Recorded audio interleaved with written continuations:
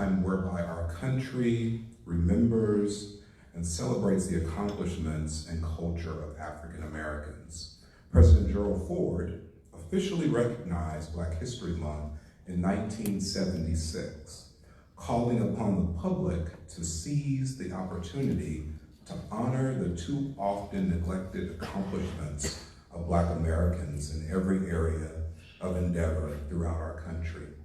Since 1976, every American president has designated February as Black History Month and endorsed a specific theme. At Wallace State Community College, we are no different. This month, there has been a number of activities that have shed light on the culture and talents of African Americans, and today, we have the opportunity to hear from I'm speaking prophetically, I guess, Mr. David Anthony Johnson. David Anthony Johnson is a professional motivational speaker, inspirational solo artist, Dr. Martin Luther King Jr. impressionist, historical storyteller, songwriter, inventor, and youth motivator for more than 30 years. Mr. Johnson has created 5 talents more to display his talents.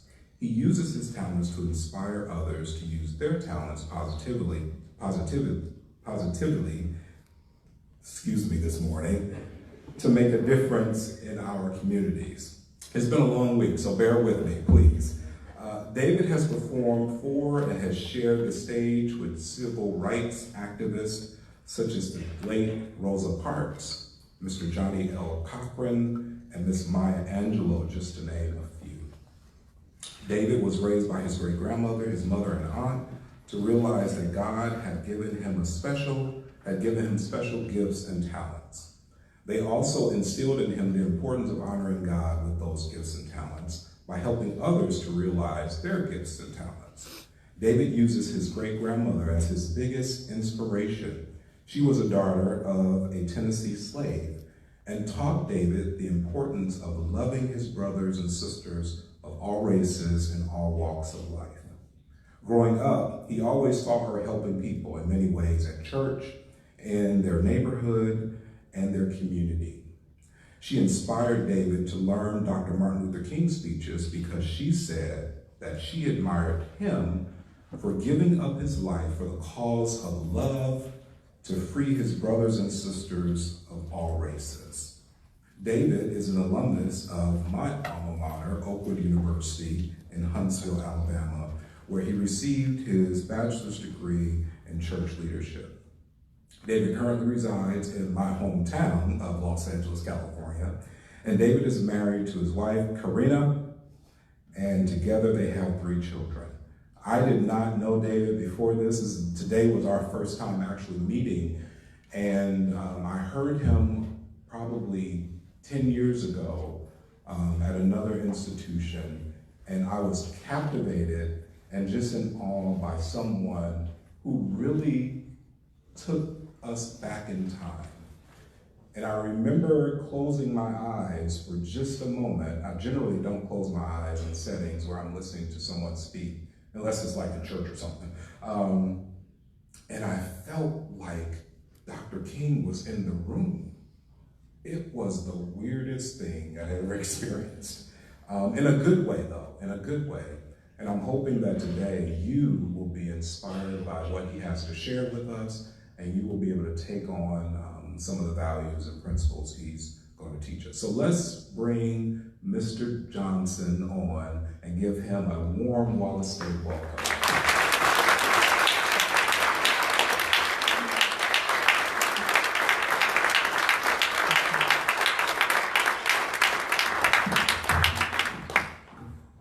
Good morning.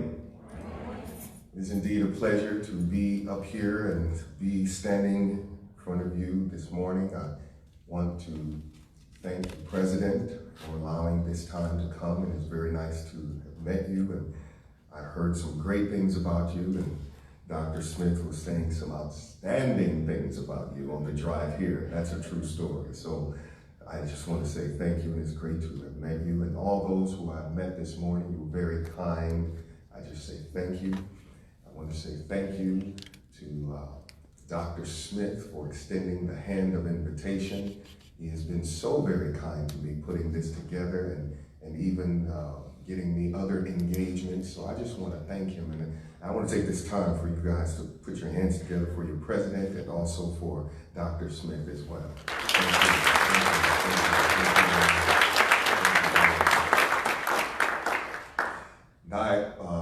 I am originally from St. Louis, Missouri, born and raised. And do we hear, yeah? All right, all right now. There's always one in the group, so thank you. I enjoy doing what I'm doing because I was raised, as Dr. Smith said in my introduction, I was raised by my great-grandmother, mother, and my aunt. My father was a wealthy construction guy on the other side of town, but he was not in my life until I was a teenager. So the bulk of the weightlifting of raising me and my sister and my cousins were done by my great-grandmother, mother, and aunt. We were a musical family. We loved music. But my great-grandmother had an indelible imprint upon my life. She's my inspiration.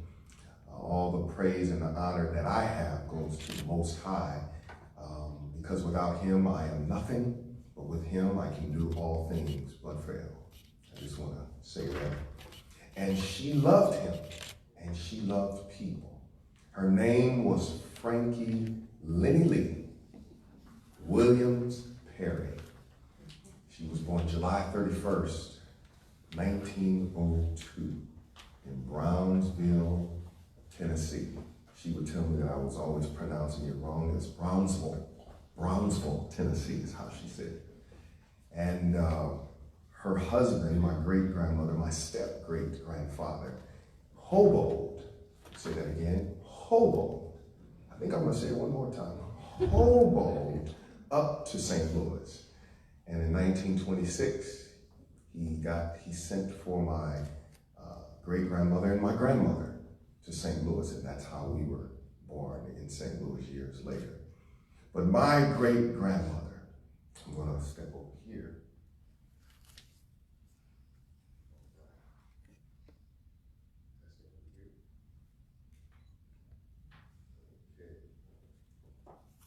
Testing, yes, there we go. Can we clap it up for the sound engineers? I don't know where they are, but man, I always have to say thank you to the sound engineers, because without them doing their job, it's hard for me to do mine, I tell you. So thank you. My great-grandmother, her father was a Tennessee slave. He was born in 1857. So the slave narrative was very real in my home, because my great-grandmother would tell me stories. The things that she would do, she would show me the cuts in her hand from picking cotton. And she would say to me, she said, now babe, in her Tennessee accent, now babe, see this cut right here? I got this cut in 13. That's 1913 to you and me. I got this cut right here in 9. I tell you, I fell off the horse and buggy, 1909. And so she would tell me these stories and talk to me about her father saying that they started to pick the cotton. The first 6 years of his life was in enslavement. And they would pick cotton from sunup to can't see. And so she would sit me down.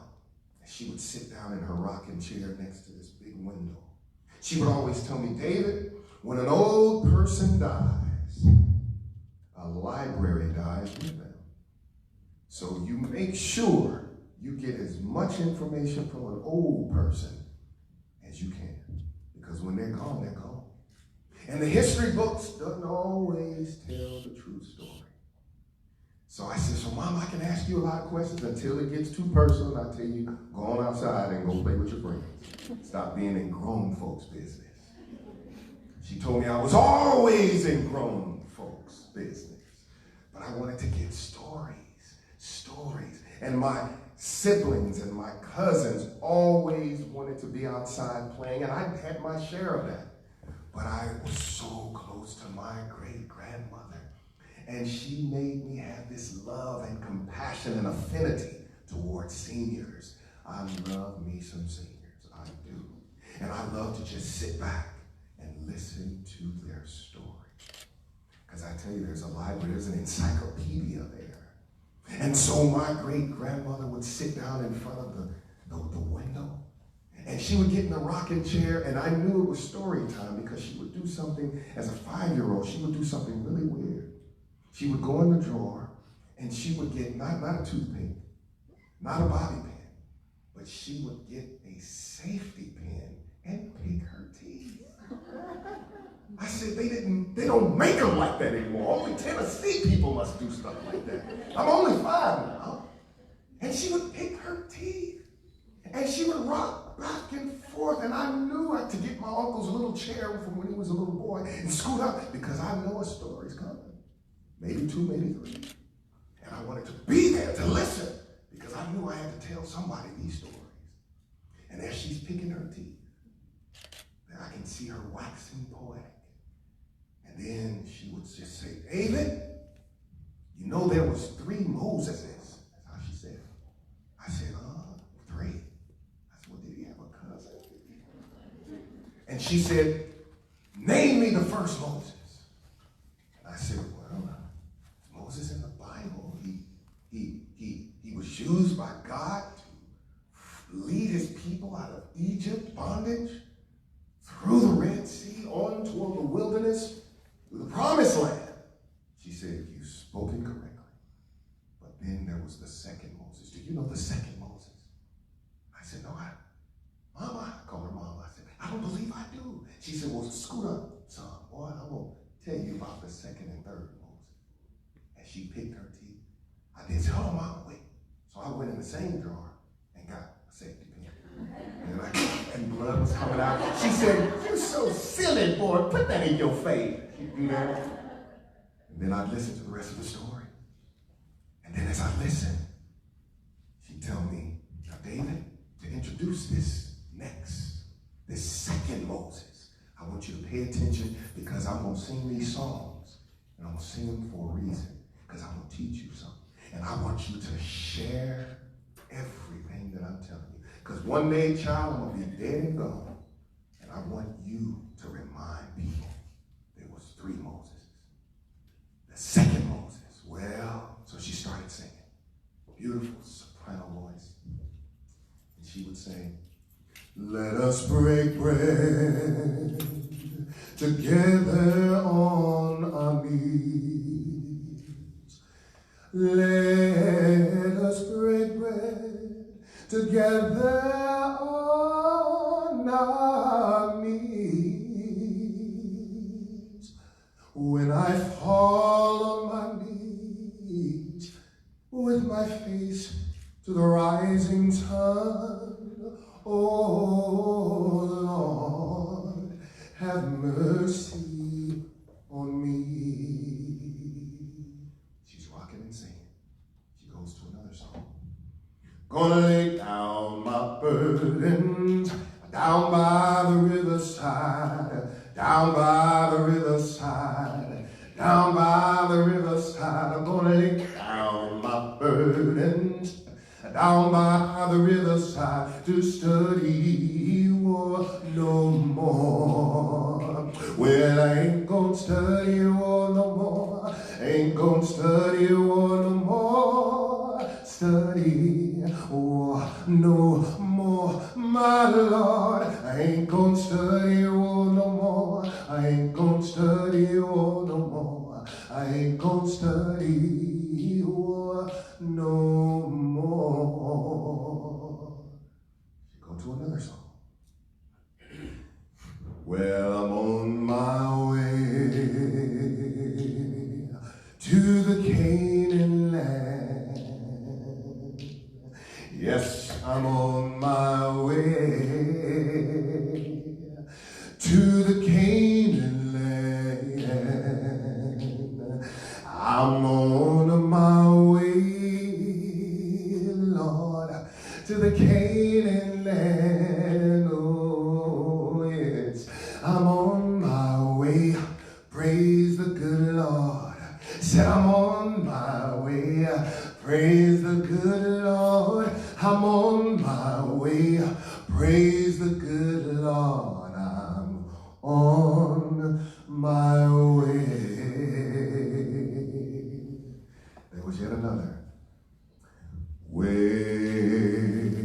in the water, wade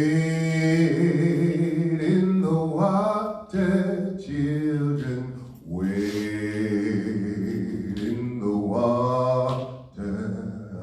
My God's gonna trouble the water. Come on and wade in the water. Wade in the water, children, wade in the water. My God's gonna trouble the water. And her last song from her mini concert. Swing low, sweet chariot, coming for to carry me home. Swing low, sweet chariot, coming for to carry me home. Well, I looked over Jordan, and what did I see? Coming for to carry me home. A band of angels, they were coming after me. They were coming for to carry me home. Swing low, sweet chariot, coming for to carry me home. Swing low, sweet chariot, coming for to carry me home. She said, David, I sang those songs for a reason. I said, why, Mama? She says, to introduce the second Moses, you had to know some of those songs. Those songs are what we call Negro spirituals. Those were the songs that my father and our people sang when they were in bondage. These songs conveyed trouble, pain, hope, faith, love. It also were used as songs or codes for escape. This is how I will introduce the second Moses. I sang those songs for a reason, because embedded in those songs are codes for escape. So you see, it all started with the seamstress that would sew the quilts for the slave owner's wife. And as the quilt was being sewn, the quilt was given to the mistress. The mistress says, what a beautiful quilt of nature. But that quilt had embedded in it maps of how to get off of the plantation and get on up across the river onto freedom. So those quilts were being hung out of the window, hung over the clothesline, and those slaves that were picking the cotton, those who were designated to lead with the second Moses, had to just memorize the elements in the quilt. And as they were memorizing the elements in the quilt, okay, off the plantation, hang a right, 3 trees down, hit the creek, go over the creek into the bushes, and there's the river. So they memorized the elements on the quilt. But then that was just not enough. So they had to continue to know, because the second Moses is somewhere outside of the plantation hiding. conveying the message. So they had to employ, or if you will, to get the slaves that could really sing. And as the overseer was on the horse, listening to the beautiful melody, soprano, alto, tenor, bass, as they were picking the cotton, the overseer thought they must love to be a slave, because they just singing all this beautiful music, not knowing that that next day they were going to be -5. The next day, -10, -15. So as he's on the horse, just, oh, I love this music. Oh, just keep, what a great job I have to hear all this music every day. As they're picking, they're singing. And those designated to meet the second Moses, they just had to memorize that quilt. And they had to sit there and listen to the codes in the song. So when my great-grandmother sang that first song, she sang it for a reason. In that song, let's see. When I fall on my knees with my face to the rising sun. Where's the code there? Did somebody say rising sun? They're going to meet the second Moses at sunrise, early in the morning. So they would sing the song, and they would sing it and look at the ones who were supposed to leave to make sure they got it. And they know early in the morning. Then once that code was received, they would go on to the second song. Gonna lay down my burdens down by the riverside. There's your second code. Early in the morning, down by the riverside. That's where you're gonna meet that second Moses. But then, they were ultimately going to go to a place, because in order for them to be calm, because they could get killed, they could be whipped. If caught, bad things would happen. So they had to have some type of peace. Where am I ultimately going? Well, due to the 1850 Fugitive Slave Act, just merely going to the northern states, you were not just free. Because that 1850 Fugitive Slave Act said that northerners had to cooperate with southern slave owners and slave catchers to retrieve runaway slaves and fugitives and bring them back to their slave owners, to take them back to the plantation. So just merely going to the northern states was not enough. So to let that slave know where you're ultimately going, to another promised land, and to use Israelite metaphors, biblical metaphors, if you will, they would come with, well, I'm on my way to the Canaan land. Canaan, C-A-N-A-A-N, Canada, C-A-N-A-D-A.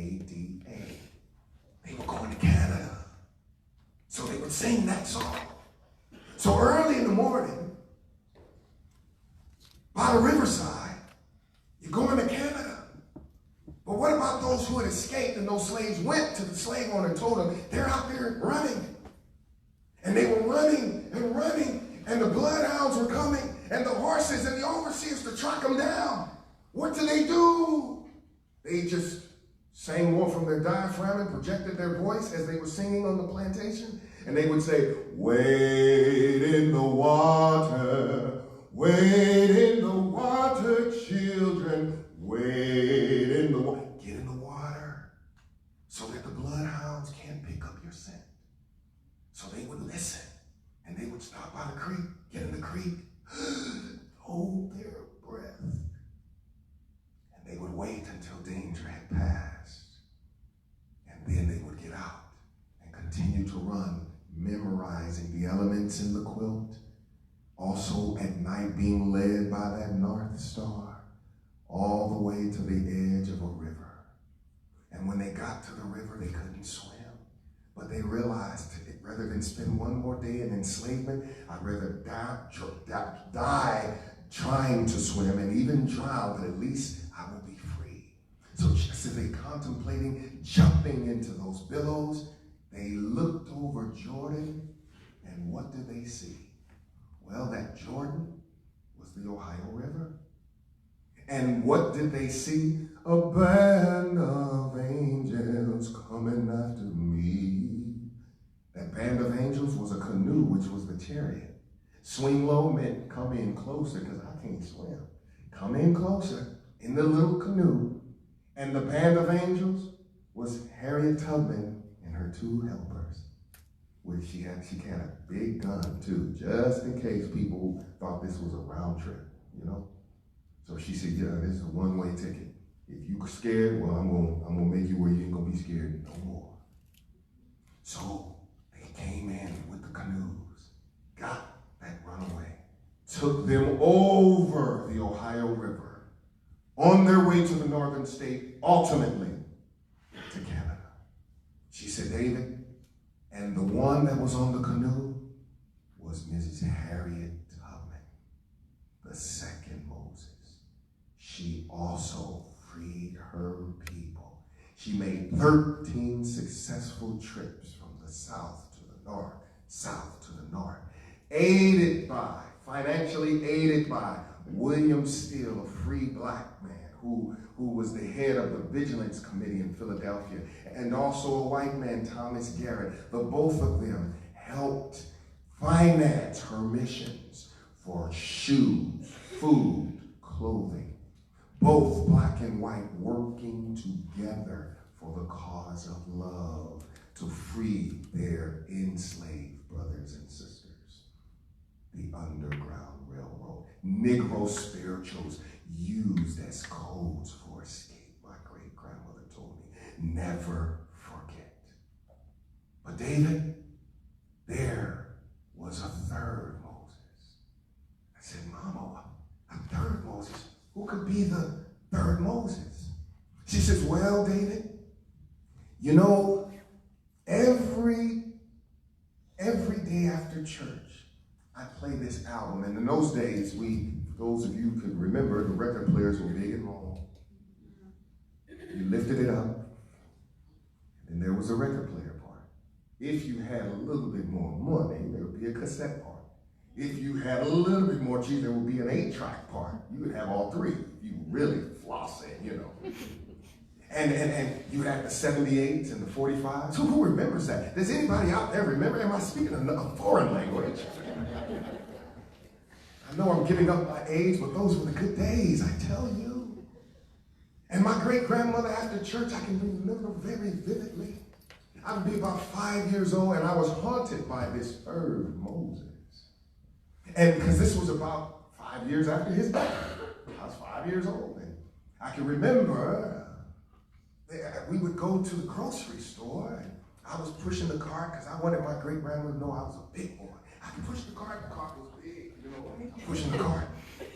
And then we go into the lane to pay, and she said, you want some candy? And I looked, just as I went to go get candy, I looked at the Life magazine, and there was this man on the front. And I, oh no, I don't want no candy. What's wrong with you? Nothing. Because it was a face, and he seemed, as a 5-year-old, to be in a lot of pain. So then I would go to the barber shop and get my hair cut. I was too little to sit in the chair proper, so they would put the bench. Does anybody know about that? They put the bench across the arms of the barber seat, and I would sit there, and I thought I was a king. I could see everybody clear. I thought, wow, the vision is great up here. The air is a little thin, but it's good. And my mother and all of those who's next in line would be sitting there. There was the clock, and then there was a calendar, and as the barber would be cutting me, we call this part the kitchen, you know, cutting me down in the kitchen, and I had my head down, I look up, and there was that face again, that same face that was in the store, and the face was a calendar, and I thought, man, who is that guy? He seems to be following me. Then we'd be at church. My great-grandmother was a deaconess in the church. My mother was the singer in the choir. My aunt played the piano. My great-grandfather was the head deacon and the church technician, if you will, custodial church technician, we like to call it. And so I sat next to my great-grandmother sometime, and I remember all the deaconess would be fanning themselves as the pastor would be preaching, and in the fan, I'd look at the fan, and in slow motion, I'd look. On one side of it was an advertisement for a funeral home. On the other, all right, it's always some funeral home. Is it just me? But it was always an advertisement. Thomas and Sons Funeral Home. And then on the other side was the same man. And I thought, So all the week he was haunting me. And I said, what is this? And people seem to like this guy. I was just 5. 5 years after this guy had done something, I don't know what it was. So then, it was after church. And my great-grandmother, after she would fix the food, the collard greens, not the cornbread, the cone bread. I'm going to say that word again. The cone bread, the black-eyed peas, the chicken, both grilled and fried, and we were also vegetarian, so we had both. We were vegetarian and we ate meat, so we did both. We had the veggie meat and we had the chicken. And the macaroni and cheese, and all the groups over there. And my great-grandmother would warm up the food, and she'd be listening to Mahalia Jackson in the background. Oh, that's my song. And I just think, man, I love that lady. And she'd just be moving, oh, that's my song. Oh, sing it, girl, sing it. And I'd go, oh, look at that. But then after we would eat, and it was dessert time, she would play the same man that had been haunting me all week. She would get his album. It was an album that was white, and he was on the album with a black robe on. And for me, a 5-year-old, he seemed to be in enormous pain. And I thought, and then she would take it out, the sleeve, 78, she'd always inspect it to see if somebody had played it, and nobody played it. But she'd look at it. Then she'd look around to see if anybody had played it. Nobody would say anything. Then she would blow on it. Remember how we used to blow on the album just to make sure there's no dust or anything to mess up the needle? You know what I'm saying? Look it up. Then she would play it. She'd put it down. Y'all know what I'm talking about. Those probably young people say, "That's peculiar. What is it?" Then she'd get the arm, and then you hear the pops, you know, and you don't want to hear because you know somebody didn't scratch. You don't want that. So then when she played, I knew this voice was coming. It'd be raining outside in St. Louis, and I knew this voice was just going to creep up on you like thunder and lightning, so I get right close to her. Mama, I love you. Boy, what's wrong with you? I just love you. And then that voice would come out, and I said, Mom, I'm scared of that voice. David! That was our third Moses. That was Dr. Martin Luther King. He just died. David, he said things we never thought we had the right to think, let alone say. Before he died, the Poor People's Campaign, he was trying to free all people of all colors. Trying to make sure that every man had a living wage. David, he died so that all men could be free and live a better life, knowing that it would cost his life. So David, I want you to memorize his speeches and make the world remember. I said, well, Mom, I'm scared of your voice. You love me, David? Yes, ma'am. You love me in speech? Yes, ma'am. So then I ran to the Julia Davis Branch Library, and I got books. My library card was all beat up because I was always there reading. And I would get these books, and I would get these albums, and I would play it. As long as I could see her, I would play it, and the voice still scared me. And I would take these books up to my office, and my office was my treehouse. And I would read, and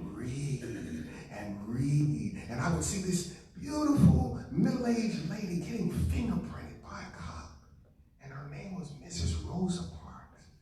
Never ever dreamed that I would have the opportunity to speak for her and to spend 3 hours in a room, just me, her, and my pianist. And she just would tell me, baby, sing another song. Sing that other song. And all these spirituals she wanted me to sing, telling me all kinds of stories. Baby, what does the history book say why I did what I did? So she told me in 1994. And I said, oh, because your feet were tired. My feet wasn't tired, boy, my soul was tired. That's what she said. I didn't make that up. Don't get mad at me. Hey, I'm just telling the story. And then she sat down and told me all kinds of stories, what happened that night when she was locked up. Playing with the lights, she had death threats. And she didn't know what was going to come of what she did. She just said her soul was tired. So when she was getting the death threat, she just started singing the song her slave grandmama taught her. She told me directly. And she hummed it. She hummed it. She said, and before I be a slave, I'd be buried in my grave and go home to my Lord and be free. It's her favorite song. Oh, freedom. Oh, freedom. Oh, freedom over me. And before I'd be a slave, I'd be buried in my grave and go home to my Lord and be free. She told me a lot about her pastor. My great-grandmother told me, learn these speeches, and by the grace of the Most High, I learned most of his speeches by memory. It was as if I could see the words. And I always felt that if I did, maybe I learned these speeches so well because my great-grandmother, I thought she was going to get that switch out and whoop my butt if I didn't. So I learned these speeches, and then I can remember at the ripe old age of 12, my pastor in our church said, David, I want you to do the I Have a Dream speech at church. And I said, yes, sir. Now, my voice hadn't changed yet, and I sounded at that time like a 9-year-old girl. And so I remember my mother even bought me a 3-piece Pierre Cardin suit, I remember. So I thought, watch out now, I know. I thought I was somebody. So I put that suit on. Then my uncle gave me some English leather. Some English leather from Walgreens? No, what? Well, you don't know what I'm talking about. And he told me how to put the English leather on, to take the brown top. I remember the English leather, the brown top. Oh, come on now. Oh, y'all remember. I take that, and he told me to don't take it off like I'm in a rush, because that means I don't know what I'm doing. Act like I know I'm going to come back. So he told me to take it off slow. Then you get it out, and then you just put your finger on the top. You say, that's all. The towel. Pow, pow. Pow, pow. And he's going to be just all right. So I learned from my uncle how to do it. And when I did it, I was smelling good, feeling good. And my great-grandma used to say, hey, don't be smelling yourself. And I'm like, what does that mean? You don't know what it means. Don't smell yourself. God don't like pride. I said, oh, okay. Then I realized what she meant. I thought all this time, I said, Mom, do I supposed to stink? You know what I'm saying? So she said, don't be smelling yourself. God wants humble people, boy. So I had to be humble. But on that day, I just put humility to the side. All my friends, family, and a few enemies were there in the audience that day when I was 12 years old. And I got up there, and my pastor, he was a very large man, and he said that he thought for aesthetics it would be great if I put on his robe. Now I'm just 12 years old. He's a big man. So he put this robe on and I look like a little McDonald's Oompa Loompa. You know what I'm saying? Walking around.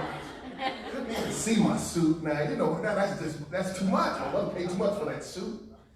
And I said, there's no way I'm going to go about looking like an Oompa Loompa and doing Martin Luther King and looking like an Oompa Loompa. So I said, sir, can I please take this? Oh, okay. I just thought it would look like, no, sir, please, can I? So I went out there, and remember, my voice ain't changed yet, but I knew it word for word now. But my voice ain't changed. So my cousin, who always tries to make me laugh and sabotage me, he was sitting right there in the front. So I just knew, don't look to my right. Don't look to my right, because he'll be there doing all that kind of stuff. See, I didn't have time for that, because I was here honoring the King, Martin Luther King. And then my great-grandmother was in the back with all her little old girlfriends, you know, the Deacon Society, and they'd be, oh, ain't he cute? Look at her, ain't he cute? Oh, that's my boy. I told him to do that. I told him I was going to whoop that butt till he learned those speeches. So he'd be sitting over there. So I got up there, and this was my time. My mother was there. Everybody was there. Just don't look to the right. So I got up there, and I'm doing the speech, and I'm getting into it, and I'm doing it the way I saw him do it on TV, on videos. And as I'm coming down to the last part, I'm ready for the audience to erupt just like it did in real life. So I said, free at last! Free at last! Thank God Almighty! I'm free at last! And the whole audience erupted in laughter. It wasn't right, it wasn't the way I had envisioned it. My great grandmother did tell me, don't smell myself, even though I was putting on clothes, stop smelling myself, be humble, but I pushed humility to the side so I can handle this. This was the day that would live for the rest of my life. And as everyone is laughing, and I'm looking at my cousins making faces, he's making all the faces, everybody's laughing, I'm looking at all the laughter, and there was somebody that was really like paid to laugh, it seemed like. They were getting their laughter on, man. Like somebody paid them beforehand. And there was a shrill of laughter right above all the laughter. And I was looking, who could that? It was my great-grandmother in the back. Of all the people, she was the one doing the most laughing. And she, she's just really laughing. So I realized there was only but one thing for me to do. Retire. And at the ripe old age of 12, I retired from doing King speeches.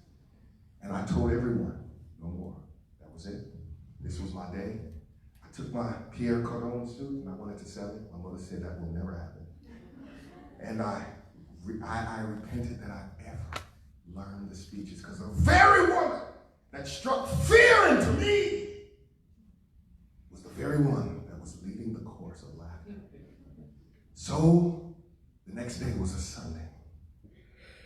And I said that I was really down. My mother said, well, Dave, you want to go to IHOP and get some pancakes? That usually makes you happy. I retired from pancakes too. And I said, no more. No, nothing.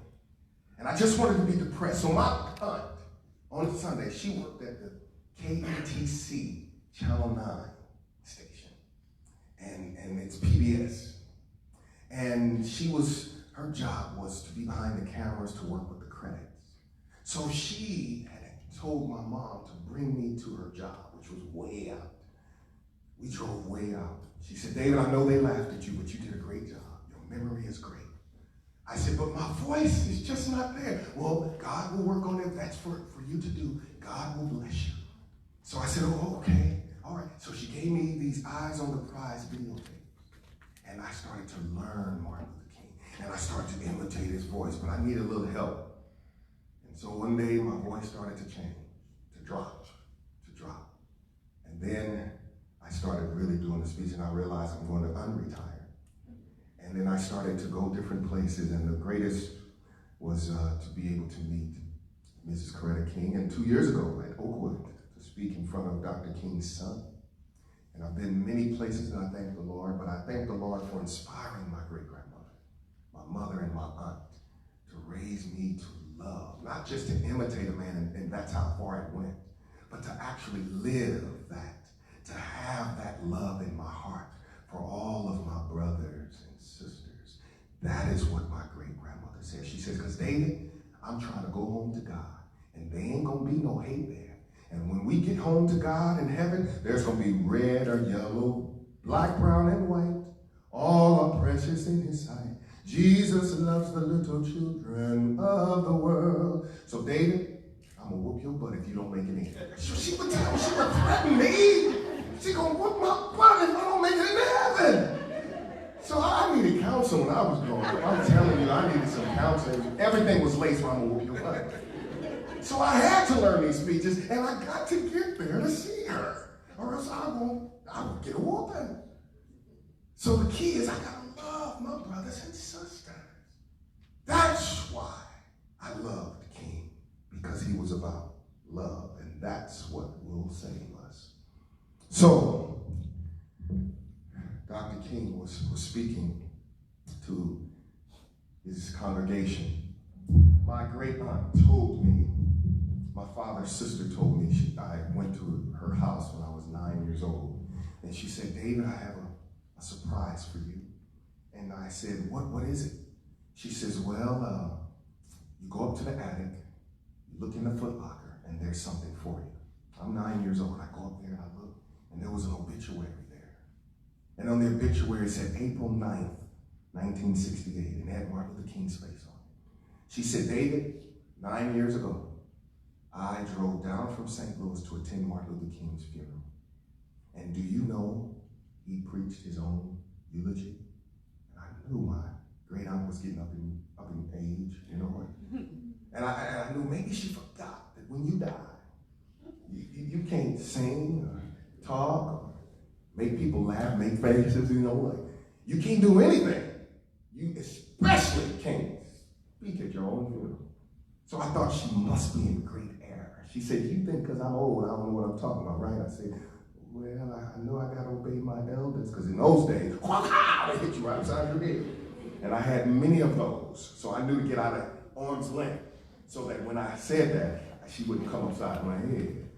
So she said, well, I want next week when you come over, I want you to make me to know if I'm right or if I'm wrong. He preached his own funeral. I was there.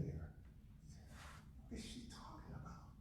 So on that Monday, after school, I went to the Julia Davis Branch Library. And I gave them my old ugly worn out card, and I went in there, and I went in the section, and I started reading, and I said, she is right. 10 years later, while a student at Oakwood University, I was asked to speak at the Ebenezer Baptist Church. I was there to meet Coretta Scott King, but our school bus was late getting in from Memphis, Dr. Smith. So we missed her. She had waited too long and was going to miss her plane, and I did not get to meet her. I was an hour late. But while I was there, I ran into two ladies that were there on this particular day. It was February the 4th, 1968, they reminded me, at that church that I was in, Ebenezer Baptist Church.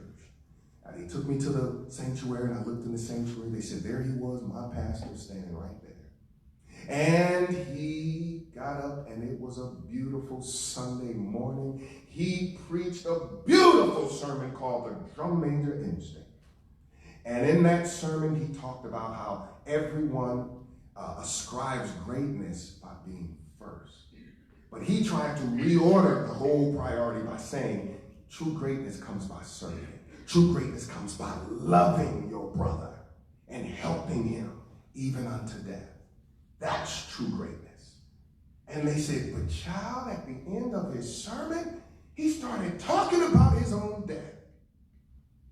And when he did, 60 days later, when he got killed, 5 days after that, on the 9th of April, at his funeral, they played what he said 2 months earlier. And that last part of the Drum Major Instinct, they entitled The Eulogy, what he said when he died. And they recorded it and played it at his funeral. Thus the term is true. He preached his own eulogy. And if you want to know how it went, this is the measure of the man. This is how it went. He's finishing the Drum Major Instinct, and he's winding it down, coming to what we call the eulogy. February 4th, 1968, 60 days before his assassination. And it went a little bit like this.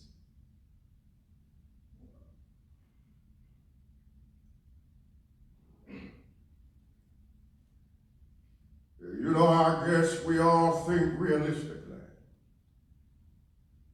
about that day when we will be victimized. And what is life's final common denominator? And that's something we call death. And every now and then I think about my own death, my own funeral. But I don't think of it in a morbid sense, but every now and then I ask myself, what is it that I would once say? And I'll leave the word with you this morning.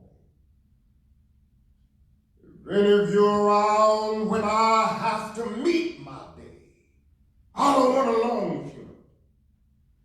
And if you get somebody to deliver the eulogy, tell them not to talk too long. Every now and then I'd wonder what I'd want him to say. Tell him not to mention that I have a Nobel Peace Prize. That isn't important. Tell him not to mention that I have 300 or 400 other awards. That's not important. Tell him not to mention where I went to school. But I'd like somebody to mention that day that Martin Luther King Jr. tried to love somebody.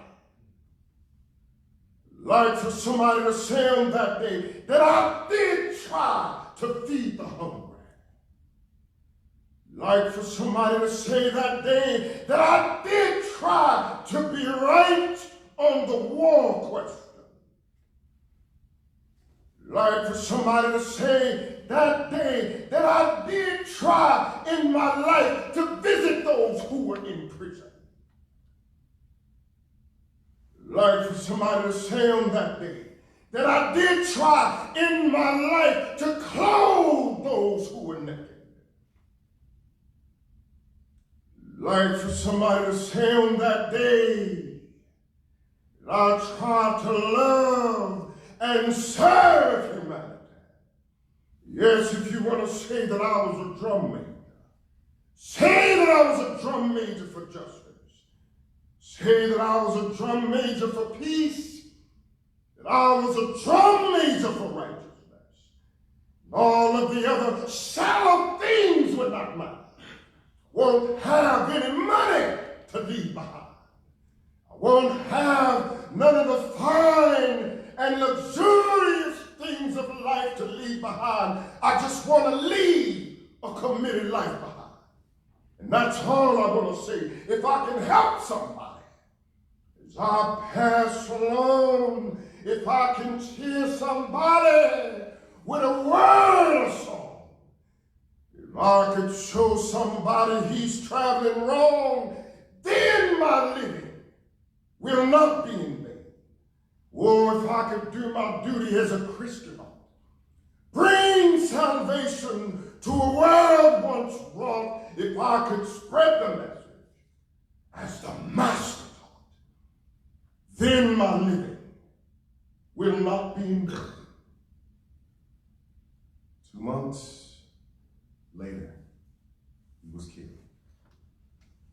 I just want to thank you for allowing me to be here.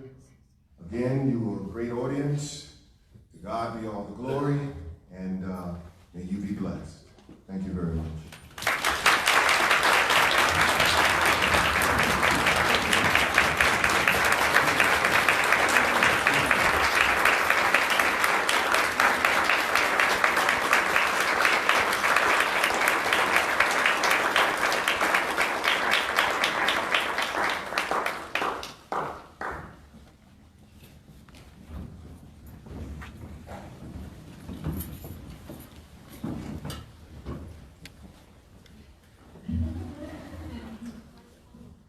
Wasn't that wonderful? I just, yeah,